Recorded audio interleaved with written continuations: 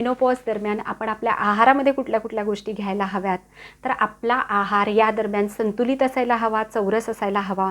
आहारामध्ये seasonal fruits असायला हवेत, ताज्या भाज्या असायला हव्यात, ग्रीन व्हेजिटेबल्स आपण आहारामध्ये घ्यायला हवेत.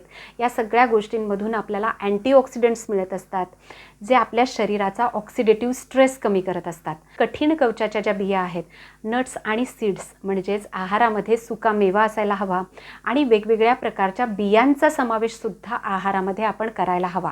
त्याचबरोबर प्रक्रिया न केलेलं दूध किंवा चीज याचा वापरसुद्धा आपल्याला फायदेशीर ठरतो. आहारामध्ये व्हिटॅमिन बी युक्त, व्हिटॅमिन सी युक्त पदार्थ असणं खूप गरजेचं आहे. त्याचबरोबर रताळंसुद्धा आपण आहारामध्ये घेऊ शकतो. अंदाजे 100 ते 150 ग्रॅम होईल इतकं उकडलेलं रताळं आहारामध्ये घेणं आपल्याला फायदेशीर ठरू शकतं. कारण रताळ्यामध्ये मॅग्नेशियम आहे आणि पोटॅशियम आहे, जे आपली बोन्सची स्ट्रेंथ चांगली ठेवण्यासाठी मदत करतं. त्याचबरोबर त्याच्यामध्ये असणारे सॉल्युबल फायबर्स हे इस्ट्रोजनच्या सिग्नलिंगमध्ये मदत करत असतात आणि त्याच्यामध्ये असणारं रेझिस्टंट स्टार्च हे शुगर स्पाइक्स होण्यापासून रोखत असतं.